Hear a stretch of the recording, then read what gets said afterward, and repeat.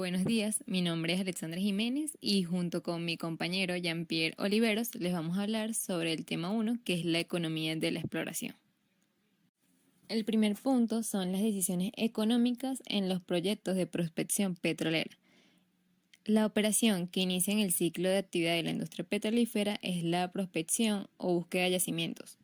Los geólogos y los profesionales que conocen estas características de los materiales sólidos que constituyen la Tierra se van a encargar de analizar con detalles las formaciones rocosas, la disposición de estratos o la composición del suelo, entre otras cosas, con el objetivo de determinar cuáles son los lugares donde se pueden contener bolsas de petróleo. La exploración petrolera normalmente cumple con tres etapas principales. La primera es la identificación de las áreas de interés. La segunda es la detección de trampas. Y la tercera es la verificación de la acumulación de los yacimientos.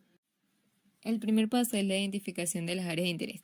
Esta identificación comienza con una fase preliminar en una región virgen o desconocida en la que se van a utilizar métodos directos o indirectos.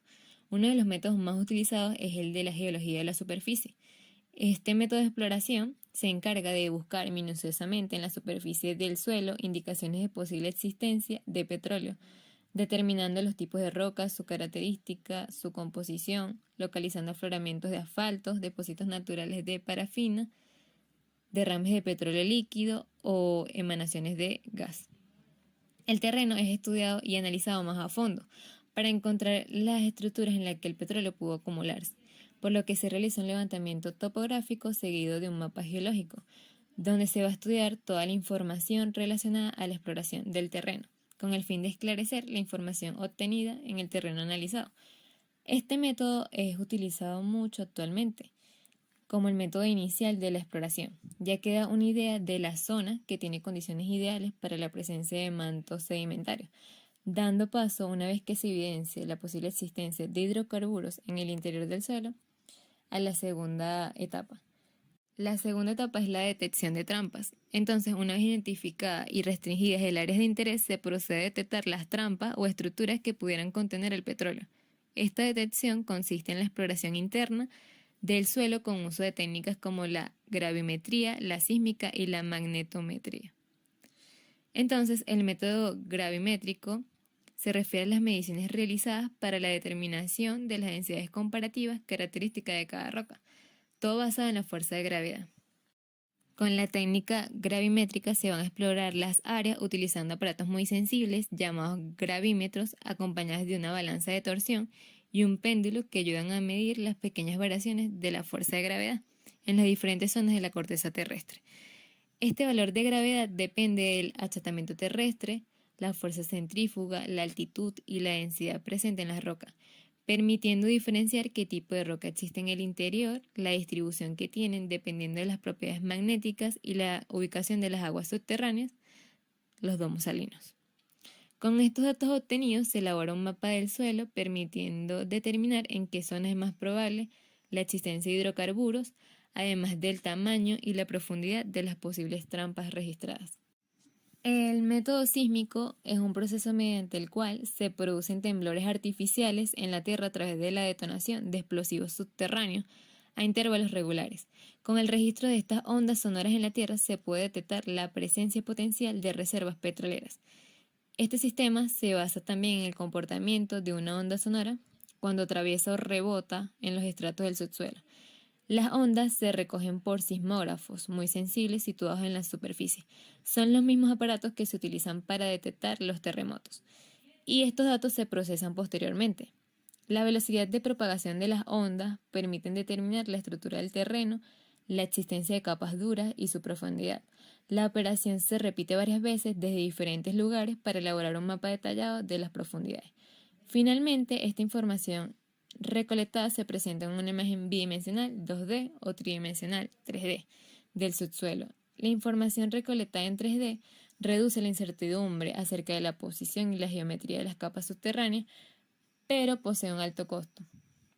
Además, también se utilizan cañones de aire comprimido y camiones vibradores. En las láminas podemos observar el sismógrafo y en la siguiente lámina podemos ver el esquema de un levantamiento sísmico costas afuera, como es el camión vibrador de ondas sísmicas de PDVSA y el método de adquisición sísmica. Vemos a los geógrafos y a los explosivos. El método magnometría, esta técnica consiste en la localización de cuencas sedimentarias cuya base o basamento son rocas ígneas o metamórficas, las cuales poseen un alto contenido de minerales magnéticos, principalmente de hierro, cobalto y níquel. Estas cuencas se comportan como un potente imán, permitiendo a través de las lecturas que registra un aparato llamado magnetómetro la identificación de posibles zonas prospectivas que afectan los yacimientos que contienen magnetita. Estos yacimientos producen su propio campo magnético inducido, con el objetivo de examinar un área empleando un aparato compuesto por un magnetómetro que detecta la intensidad y la dirección de ese campo magnético inducido natural de la Tierra y la variación total de ese campo. Todo esto se hace para detectar las trampas. Pero entonces, ¿qué son las trampas? Bueno, primero tenemos que decir qué es la corteza. La corteza terrestre puede definirse como la piel del planeta y la elevación de esas rocas sedimentarias en forma de arco en el interior de la Tierra se le conoce como pliegue anticlinal. Cuando un anticlinal está constituido por capas de rocas porosas y permeables alternadas con capas de rocas impermeables sellantes, conforma un arreglo estratigráfico en el cual pueden quedar atrapados los hidrocarburos, que se movilizan desde regiones más profundas de la corteza hacia las rocas más superficiales de la Tierra. Al entrar en las trampas, los líquidos y los gases ocupan los poros de las rocas sedimentarias y no pueden continuar su desplazamiento porque se lo impide esta roca impermeable que cubre el anticlinal. Durante varios años, las búsquedas de anticlinales fue la base de exploración petrolera y contribuyó al descubrimiento de campos muy importantes. Aunque la forma anticlinal, que adquiere muchas secuencias de rocas sedimentarias, gracias a esfuerzos comprensivos propios de nuestro dinámico planeta, es una de las estructuras más llamativas y más buscadas por los geólogos exploradores de la industria petrolera. Sin embargo, estas no son las únicas trampas de hidrocarburos. Existen innumerables combinaciones de rocas sedimentarias permeables con rocas sedimentarias impermeables que al estar en contacto con cuerpos rocosos ígneos o metamórficos forman trampas petrolíferas excelentes. En la lámina podemos ver dos trampas de petróleo. Primero está la trampa anticlinal y del otro lado tenemos la trampa por falla de la corteza. La tercera etapa es la verificación de la acumulación de los yacimientos. Cuando se han identificado las zonas de interés, se procede a perforar los pozos exploratorios como único medio seguro de comprobar si realmente hay petróleo. Durante esta etapa, el geólogo extrae la información de los ripios, que no son otra cosa que los fragmentos de rocas cortados por las mechas y transportados a la superficie por los fluidos de perforación, detectando estratos que puedan ser potenciales yacimientos. Una vez que se acaba la fase de prospección, se hace un sondeo para averiguar si un pozo contiene suficiente petróleo como que para que su exploración sea rentable. Este sondeo se realiza con una barrera muy potente instalada en una torre de perforación que agujera lentamente el suelo hasta llegar al punto donde está el yacimiento, que es la gráfica que tenemos en la lámina. A medida que el taladro avanza, se van colocando tubos por los cuales el petróleo será conducido hasta la superficie. En los casos en el que el sondeo se realiza en el mar, se utilizan las plataformas o barcos especiales equipados con todos los elementos necesarios para llevar a cabo la prospección. Esta exploración, la perforación exploratoria, es una operación muy costosa y de alto riesgo, tanto por la interpretación geológica, la pericia y el tiempo requerido, como por los riesgos operacionales que implican. Estadísticamente, de cada 10 pozos exploratorios que se perforan en el mundo, solo 3 resultan descubridores de yacimiento. En otras técnicas de exploración se encuentra la fotografía aérea, que constituye una herramienta fundamental para el trabajo de los geólogos, ya que con la incorporación de imágenes tomadas por aviones en vuelo bajo e imágenes tomadas y transmitidas por satélites artificiales o sensores remotos, ayudan a construir los mapas geológicos en la que se identifican las características de un área determinada. Y es la imagen que tenemos en la lámina. La geología del subsuelo también permite el conocimiento sistemático del subsuelo, poniendo en práctica métodos, equipos e instrumentos que ayudan al estudio de las rocas en cualquier punto de interés, desde la superficie hasta la profundidad total en cada pozo que se perfora. Dentro de estas técnicas de la geología del subsuelo se encuentra el análisis de muestra, que consiste en tomar pequeños fragmentos de rocas que corta la mecha del crudo cuando perfora un pozo, y estos fragmentos son transportados hasta la superficie por el lodo que se utiliza en la perforación y se analizan continuamente tanto por el geólogo del pozo como en el laboratorio. También se encuentra la extracción de los núcleos, y esta práctica se utiliza un equipo especial el cual permite traer secciones cilíndricas intactas de roca que pueden ser observadas y analizadas directamente en la superficie para ver la dirección, inclinación, porosidad, permeabilidad, contenido de los hidrocarburos y las edades de las rocas. Son algunos de los datos que se pueden obtener de esta extracción del núcleo. El segundo punto es la base de recursos de hidrocarburos de Venezuela. La industria de hidrocarburos juega un papel fundamental en la transformación que Venezuela experimentó durante el siglo XX, pasando en pocas décadas de ser un país rural, pobre, con una población analfabeta y asolada por endemias, uno de los más atrasados del continente, a ser la economía más dinámica y moderna de la región, gracias al impulso rentístico y productivo que los hidrocarburos le dieron a Venezuela. El sector hidrocarburos de Venezuela le provee más del 96% de los ingresos de divisas del país y un alto porcentaje de los ingresos fiscales por regalías, impuestos sobre la renta y otros derechos de las empresas petroleras, por ser el Estado el dueño de los recursos del subsuelo. Luego tenemos la descripción general y caracterización del sector hidrocarburos. El sector hidrocarburos está integrado por 3 subsectores. Primero tenemos el petróleo, se encuentra el convencional y el extrapesado, el gas natural asociado, y también se encuentra la refinación. El segundo subsector es el gas no asociado, tenemos tierra firme y costa afuera, y el tercer subsector es el petroquímico, donde se encuentran las olefinas y termoplásticos, petroquímica básica, inorgánicos básicos y fertilizantes. Estos 3 subsectores están interrelacionados tanto en su operación como su expansión y desarrollo. El subsector de petróleo y gas natural asociado ha sido y es hasta el presente el determinante dentro del desarrollo del sector hidrocarburos en Venezuela y de la economía venezolana en su conjunto. El subsector gas natural no asociado es de reciente desarrollo y tiene un extraordinario potencial que podría permitir un rápido crecimiento con efectos multiplicadores muy importantes aguas abajo, como la generación de electricidad y la reactivación de la industria petroquímica, además de contribuir al aumento de la oferta interna de propano para beneficio de los consumidores de gas natural en bombonas, de gran utilidad para los hogares venezolanos. También tenemos el subsector petroquímico, cuyo desarrollo en el país ha estado hasta ahora supeditado a la disponibilidad de gas natural asociado a la producción petrolera. Dependiente de la dinámica de la producción petrolera, tiene un gran potencial productivo y de valor agregado nacional. Luego tenemos la descripción del subsector petróleo y gas natural asociado. Está conformado institucionalmente por el Ministerio del Poder Popular del Petróleo. De este despacho dependen Petróleos de Venezuela, S.A., PDVSA, y Petroquímica de Venezuela, S.A., PEQUIVEN.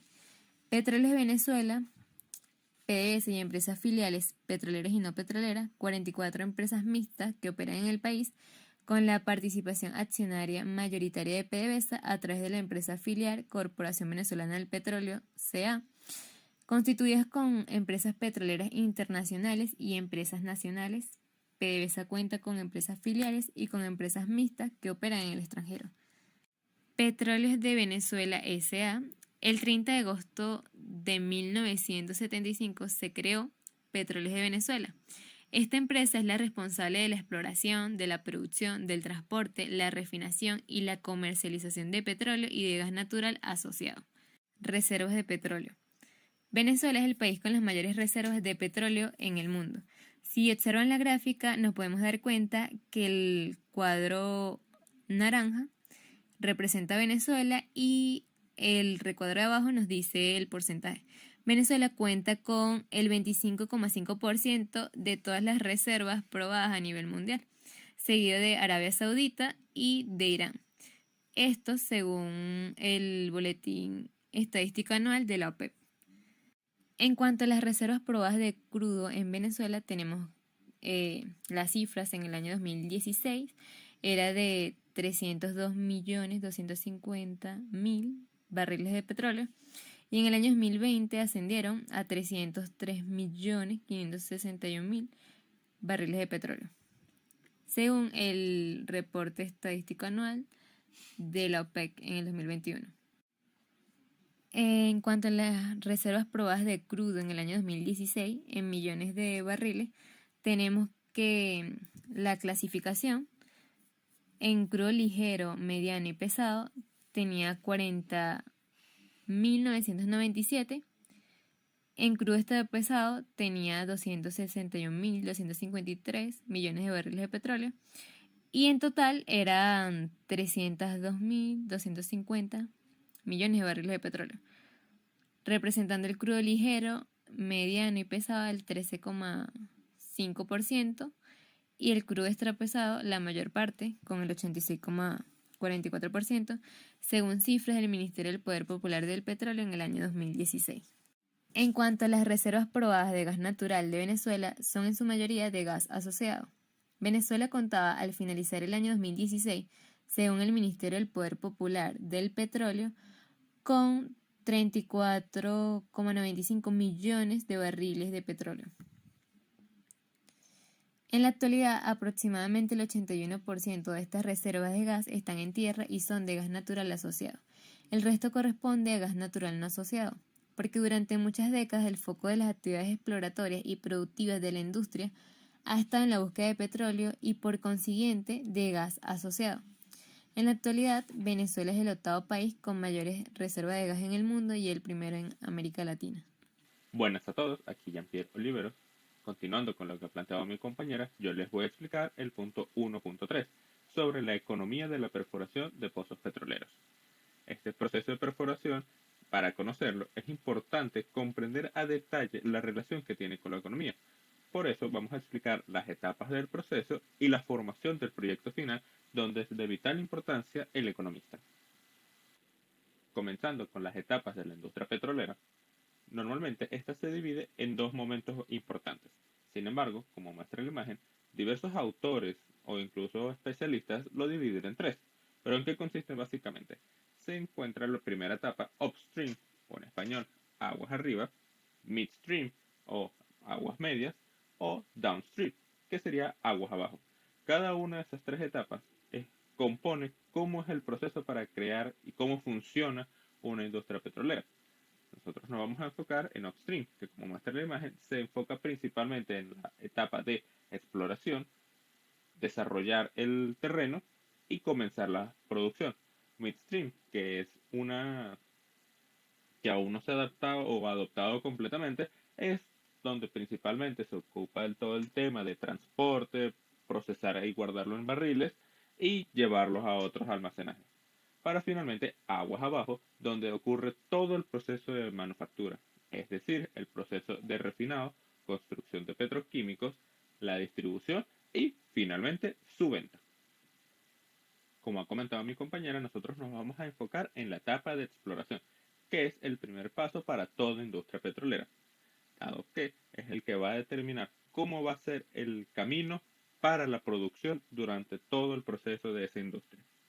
Este proceso incluye múltiples actividades, que va desde la adquisición de derechos sobre la tierra, realización de estudios geológicos y geofísicos para comprender el terreno y análisis y construcción de un proyecto por parte de economistas para finalmente concretar todo y comenzar a explorar debidamente con taladros.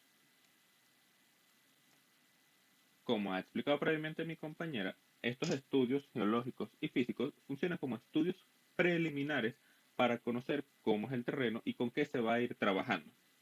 El objetivo principal de estas actividades es, como se menciona, tener una idea y nociones de cómo son las reservas que están en el subsuelo, destacando que pueden estar tanto en terreno, que serían reservas onshore, o sería en la costa, o reservas offshore, que estaría ya más hacia el océano y el mar. Como también comentó mi compañera, existen diferentes métodos, pero eso ya se planteó.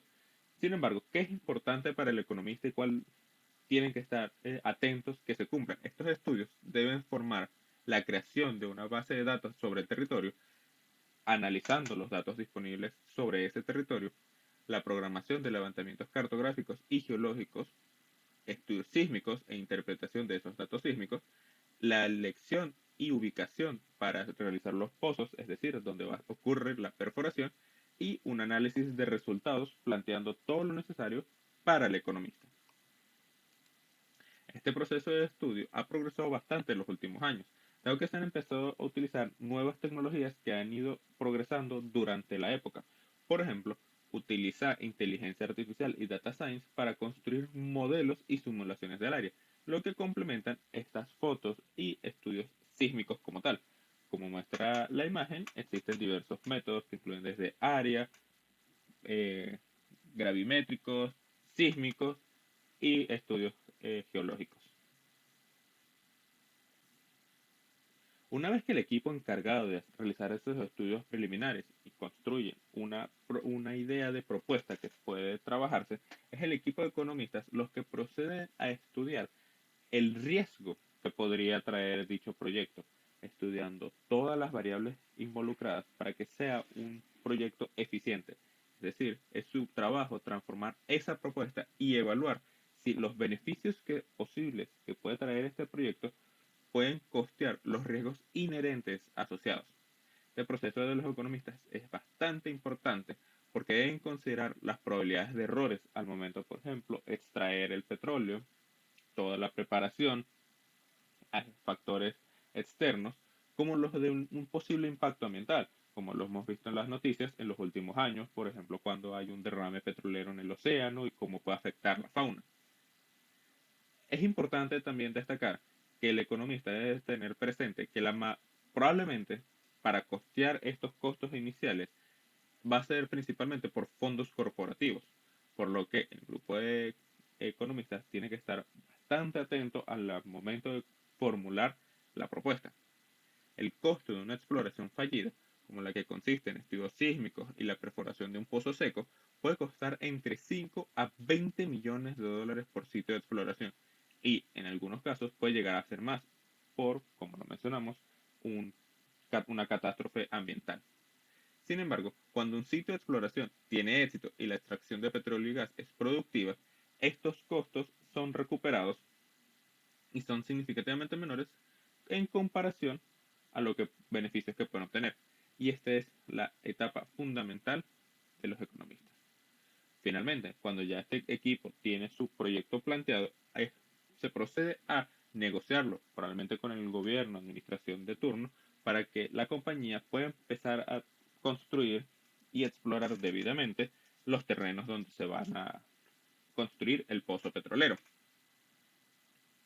Una vez se tienen los permisos necesarios, se realizaron los estudios pertinentes, se procede a preparar el terreno, que puede incluir construir caminos, preparar la tierra, traer los equipos o preparar los barcos donde se va a construir si necesita una plataforma en el océano y se comienza el proceso de taladrar para justamente empezar la producción, que eso lo van a explicar posteriormente otros equipos. Comentando sobre el tema de taladros activos que están involucrados con este tema de exploración de pozos, existen diferentes instituciones en el mundo que hacen seguimiento justamente a estos activos, utilizando los datos que reportan las compañías petroleras. Por ejemplo, existe el caso o la empresa de Baker Hughes, que ellos hacen su seguimiento y comparten a nivel global cómo se va comportando el tema de los taladros activos. Si observamos el comportamiento en la última década, se puede observar que ha ido disminuyendo considerablemente, tanto para el mundo como para Estados Unidos, el mayor poseedor de taladros activos. Esto puede estar asociado con la nueva agenda verde que se ha ido discutiendo en los últimos años, tratando de disminuir el consumo de petróleo, aumentar energías alternativas. Continuando con el punto 1.4, se refiere al tipo de reservas y distribución en el mundo. Esto es importante comprender porque estas mismas reservas se pueden clasificar de maneras diferentes. Es importante conocer sus diferencias para poder estudiarlas y comprenderlas como economistas. Como se mencionó previamente, existen diferentes maneras de clasificar a las reservas.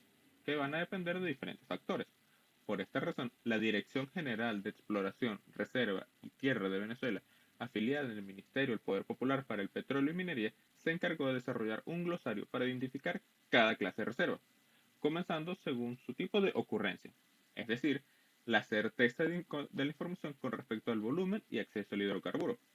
La primera de este tipo de reservas son las probadas, las cuales se tiene una razonable certeza de que cuál es el volumen de esta reserva y que son recuperables, de acuerdo con ciertos estudios geológicos y la información disponible bajo condiciones operacionales y económicas permitidas.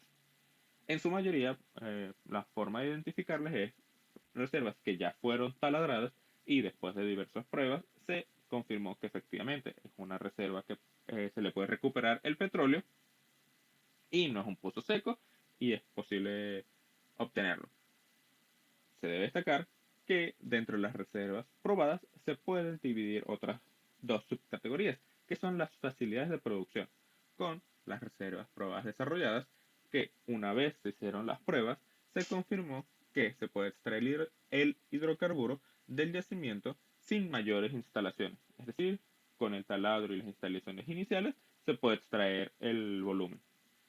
¿Cuáles son las probadas no desarrolladas entonces? Las que no se pueden extraer comercialmente, dado que requieren un costo mayor e inversión para poder incorporarla a la producción. Esto se puede explicar posteriormente, pero básicamente estas son las diferencias entre las dos. Una es con lo ya disponible, se puede comenzar el proceso de producción, en la otra requiere mayor inversión. Continuando con las reservas según ocurrencia, están las reservas probables, las cuales permiten conocer los volúmenes estimados del hidrocarburo en una acumulación conocida, en las cuales con la formación geológica, de ingeniería, e histórico y de económica, bajo ciertas condiciones, tienen un cierto grado de certeza menor que las probadas, pero que igual es confiable de que esa reserva se le puede extraer los hidrocarburos. El, Estas principalmente se caracterizan porque las reservas están asociadas o hacen un seguimiento histórico en el terreno y permiten dar seguridad que esa reserva se puede explotar.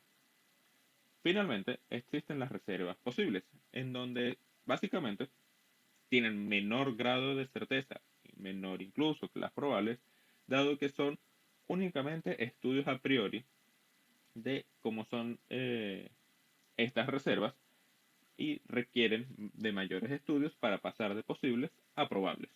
Esas son las tres grandes reservas según su ocurrencia. Finalmente están las reservas según su método de recuperación, que es básicamente las técnicas aplicadas para poder extraer el hidrocarburo. Están las reservas primarias, que son las cantidades de hidrocarburos que se pueden recuperar con la energía propia del yacimiento. Es decir, cuando se taladró, por presión propia del yacimiento, salió el hidrocarburo. Y después están las reservas suplementarias, que ya requieren técnicas alternativas y complementarias para poder extraer el hidrocarburo, que incluye desde inyección de agua, gas, fluidos o cualquier otro tipo de método para poder extraerlo.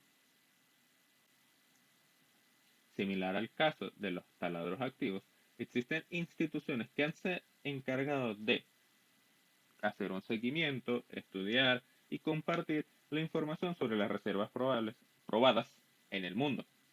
Un caso, por ejemplo, que es bastante cómodo, son las instituciones que se encargan de compartir un mapa para visualizar efectivamente estas reservas.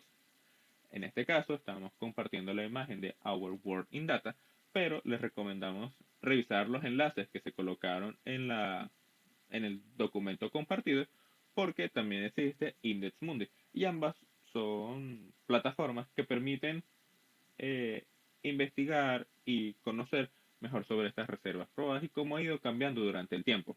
Como esto es una presentación, se quedó estancada para 2020, pero los invitamos a curiosear.